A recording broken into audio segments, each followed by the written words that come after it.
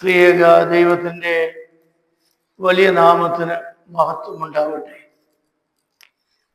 നമ്മുടെ കർത്താവ് ശിഷ്യന്മാരെ പരിശീലിപ്പിക്കുന്ന സമയത്ത് അവർക്ക് നൽകിയ ഉന്നതമായ ഒരു സന്ദേശമാണ് ഇന്ന് നാം വായിച്ചു കേട്ടത്. പരിശുദ്ധനായ മത്തായി ശ്ലീഹായുടെ സുവിശേഷം 16-ാം അധ്യായം 5 മുതൽ 12 വരെയുള്ള വാക്യങ്ങളാണ്. ഗന്നസരേത്ത് തടാകത്തിന് അല്ലെങ്കിൽ ഗലീല തടാകത്തിന് അക്കരയ്ക്ക് ഇടയ്ക്കിടെ കർത്താവും ശിഷ്യന്മാരും പോയി മറുകരയിലുള്ള ആളുകളോട് സുവിശേഷം അറിയിക്കുക പതിവായിരുന്നു. അങ്ങനെയുള്ള യാത്ര ഏതാനും ദിവസങ്ങൾ ദീർഘിച്ചിരുന്നു. അങ്ങനെ പോകുന്ന ഒരവസരത്തെ പറ്റിയാണ് ഇവിടെ പറയുന്നത്.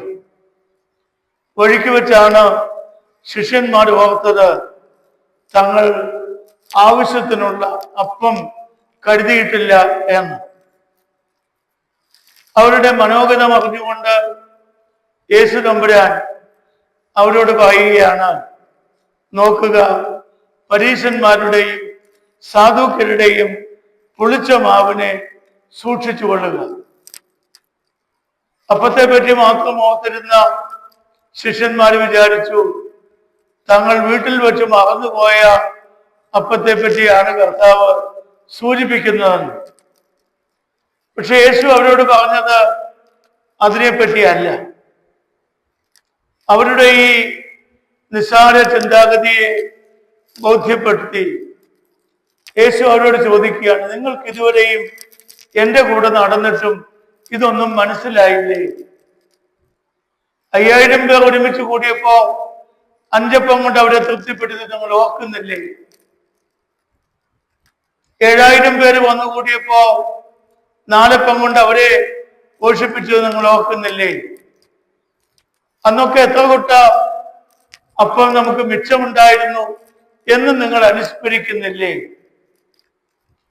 ഇത് ശിഷ്യന്മാർക്ക് നൽകിയ വലിയൊരു ഗുണപാഠമാണ്.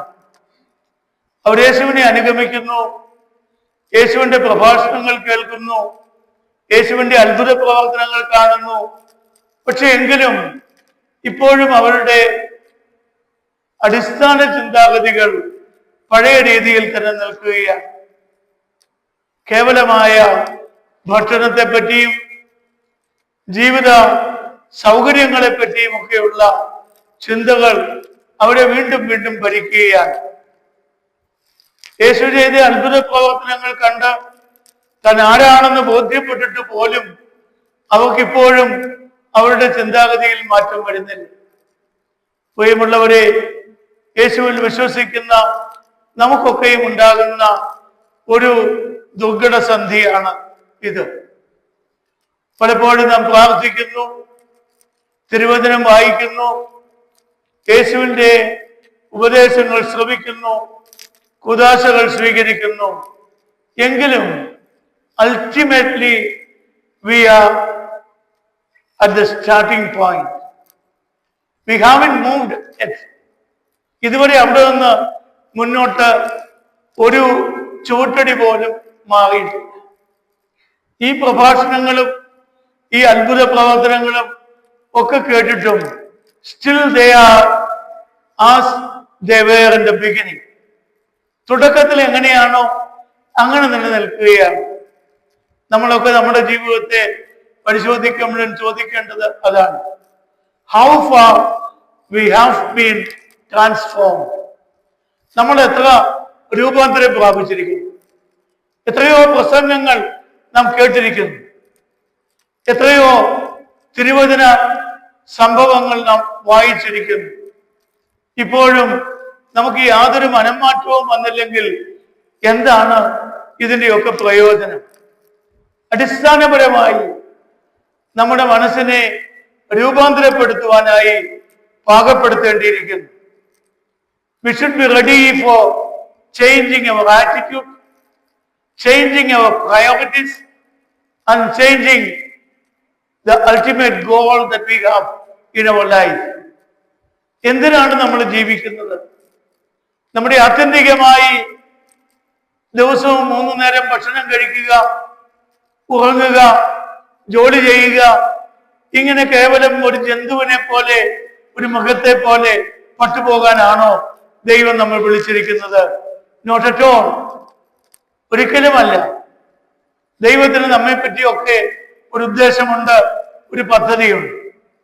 അത് തിരിച്ചറിഞ്ഞ് മുന്നോട്ട് ഗമിച്ചെങ്കിൽ മാത്രമേ നമ്മുടെ ആത്മീയ അഭ്യാസങ്ങൾ കൊണ്ട്, നമ്മുടെ തിരുവചന ധ്യാനം കൊണ്ട് പ്രയോജനം വരികയുള്ളൂ. രണ്ടാമതേ, ഇവിടെ കർത്താവ് അവരോട് എടുത്തു പറയുകയാണ്, ഞാൻ ഈ പരീശന്മാരുടെയും സാധുക്യരുടെയും പുളിച്ച മാവിനെ നിങ്ങൾ സൂക്ഷിച്ചു കൊള്ളണമെന്ന് പറഞ്ഞത് കേവലം ഈ അപ്പമുണ്ടാക്കാനുള്ള മാവിനെ പറ്റിയല്ല, മറിച്ച് beware of the wrong teachings. അവർ പഠിപ്പിക്കുന്ന ദുരുപദേശങ്ങളെ സൂക്ഷിച്ചു കൊള്ളണം എന്നുള്ളതാണ്. ഇന്ന് നമ്മളൊക്കെയും ശ്രദ്ധിക്കേണ്ട ഒരു കാര്യം കൂടിയാണത്. എത്രയോ ആശയങ്ങൾ അനുദിനം നമ്മുടെ കണ്ണിന് മുൻപിലൂടെ പാഞ്ഞു പോകുകയാണ്. എത്രയോ പ്രഭാഷണങ്ങൾ നമ്മുടെ ചെവിയിലൂടെ കടന്നു പോകുന്നു. വാട്സപ്പിലൂടെയും സോഷ്യൽ മീഡിയയിലൂടെയും എത്രയോ ഉപദേശങ്ങൾ കേൾക്കുന്നു.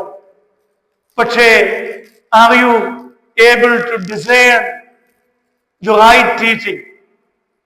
ശരിയായ ഉപദേശം, ശരിയായ പ്രബോധനം, മൂല്യബോധമുള്ള ഒരു ജീവിതം കെട്ടിയുയർത്തുവാൻ ഇതിൽ നല്ലത് ഏതാണ്, ദോഷമുള്ളത് ഏതാണ് എന്ന് തിരിച്ചറിയേണ്ടിയിരിക്കുന്നു.